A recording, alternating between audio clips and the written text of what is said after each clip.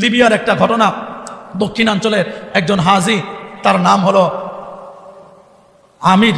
হলো আমির আহমদ। সে হজ করতে যাবে, তার মুখে কিন্তু দাড়ি নাই। সকলে হয়তো বা খেয়াল করছেন, অনলাইনের মধ্যে এটা ভাইরাল হয়ে গেছে। তার মুখে দাড়ি নাই, মাথার মধ্যে চুল নাই। সে হজ করতে যাবে, ইমিগ্রেশন পর্যন্ত চলে গেছে। ইমিগ্রেশনে যাওয়ার পর তার পাসপোর্টজনিত সমস্যা, নিরাপত্তাজনিত সমস্যার কারণে তাকে পুলিশ আটকায় দিছে। যেই কাফেলার সাথে সে যাবে, ওই কাফেলা ইমিগ্রেশন শেষ করে বিমানে গিয়া তাদের প্রত্যেকের আসনে গিয়া তারা গ্রহণ করছে। নির্দিষ্ট টাইম হয়ে গেছে বিমান ছাড়ার, বিমানে দরজাও লাগাই দিছে।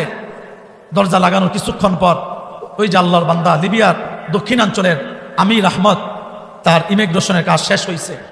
পুলিশ বলছে যাও, তোমার এখন ইমিগ্রেশন শেষ, তুমি চলে যাও। তখন সে তাকায় দেখলো যে বিমান লাগাই দিছে, তার যাওয়ার আর পথ নাই। পুলিশ কল দিছে পাইলটকে যে একজন হাজির হয়ে গেছে, তাকে নিয়ে যাও।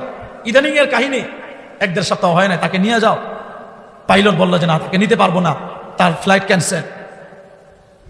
তখন ইমিগ্রেশনের পুলিশ বলতে লাগলো, বাবা তোমার মনে হয় আর সম্ভব না হজে যাওয়ার, এই বছরের জন্য থাক, সামনের বছর তুমি চেষ্টা করো। কিন্তু তার ভিতরে আল্লাহর ঘর, দেখেন কথাগুলো বলতেছে, শরীরটা কাঁপতেছে। যারা গেছেন তারা বুঝবেন আল্লাহর ঘর দেখার যে কি তামান্না। যখন এই ওয়াজ করি নিজেও কাঁদি, শ্রোতারাও কাঁদে। আল্লাহর ঘর যতই দেখি ততই তাকায় থাকতে মনে চায়। ওই ব্যক্তিটা ফুফুয়ায় ফুফায় কান্না করতে লাগলো, এত আশা করি, এত স্বপ্ন দেখছি, নবীজি রওজাটা দেখবো, আল্লাহর ঘরটা দেখবো, তাহলে কি এটা মিস হয়ে যাবে আমার? এই বলে কান্না করতেছে। ইমিগ্রেশনে পুলিশ বলতে লাগলো, কান্না করো না, তুমি চলে যাও, সামনে বছর আমরা তোমার ব্যবস্থা করে দিব। সে বলতে লাগলো, না, আমি আমার আল্লাহকে ভালোবাসি।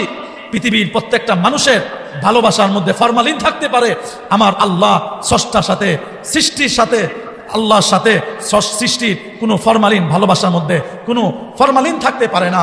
হামনে তয়ে কি ইস্তারাহ সে মঞ্জিলে, গির পরে গিরকার উঠকার চরে। আমি আল্লাহ পর্যন্ত সহজে পৌঁছতে পারি নাই, আমি পরে গেছি, আবারও দাঁড়াইছি, আবারও পড়ছি, আবার উঠছি, পড়তে পড়তে উঠতে উঠতে আমি আল্লাহর মঞ্জিলে মাকসুদ পর্যন্ত পৌঁছায় গেছি। আমি আল্লাহর মঞ্জিলে মাকসুদ পর্যন্ত পৌঁছায় গেছি। হাজী সাহেব এই কথা বলতেছে আর কান্না করতেছে, দাঁড়ায় আছে, বসতে পারে না, কাঁপতেছে। হুট করে তার কাছে খবর আসলো যে বাবা, তুমি যেই বিমান দিয়ে যাইতে চাইছিলা, বিমানটা যাইতে পারে নাই। ওই বিমানের মধ্যে যান্ত্রিক ত্রুটি হইতে বিমানটা ফিরে আসতেছে। বিমানটা আবার ফিরে আসছে। আসার পর ইমিগ্রেশনের পুলিশ কল দিছে, এখন নিয়ে যাও তাকে। বলতে লাগলো, না, নিব না, এরকম যাত্রী আমরা নিতে পারবো না, যে টাইম মতো আসতে পারে না। যান্ত্রিক ত্রুটি শেষ করে সে আবারও চলে গেল। পাইলট বিমান চালায় চলে যাইতেছে, আবারও যান্ত্রিক ত্রুটি হয়েছে। আসলে যান্ত্রিক ত্রুটি হয় নাই, প্রতিটা বিমান ছাড়ার আগে বারবার চেক আপ করা হয়, বারবার চেক আপ করা হয়। একটা সমস্যাও থাকতে দেয় না তারা। এই সমস্যাটা বিমানের হয় নাই। আল্লাহ পাক বলেন, ওয়াল্লাযীনা জাহাদু ফীনা লানাহদিয়ান্নাহুম সুবুলানা। কোনো বান্দা যদি আমার ঘরে আসার জন্য, কোনো বান্দা যদি আমাকে পাওয়ার জন্য আমার রাস্তায় চেষ্টা করে, আমি আল্লাহ একটা না, আমার বান্দার জন্য বহু রাস্তা খুলে দেই। আমি দুনিয়ার নিয়ম পাল্টায় দেই, দুনিয়ার নিয়ম আমি পাল্টায় দেই। 100টা খুন করছে বান্দা, তাকে আমি জান্নাতে নিব, আমি আল্লাহ চাইছি। এই জন্য আমি আল্লাহ, তার লাশটা ছিল গুনাহগার, সে যেই ভূমিতে ছিল সেই ভূমির কাছাকাছি, আমি আল্লাহ নিয়ম পাল্টায় দিছি, জমিনকে আদেশ করছি তার লাশটা একেবারে ওই যে আল্লাহওয়ালা যেই ভূমিতে ছিলেন সেই ভূমির কাছাকাছি আমি নিয়ে গেছি। আমি আল্লাহ চাইলে নিয়মকে পাল্টায় দেই, আমি নিয়ম পাল্টায় দিছি। বিমানের মধ্যে বারবার যান্ত্রিক ত্রুটি হয়েছে, দ্বিতীয়বার বিমান ল্যান্ড করছে, ফিরে আসছে।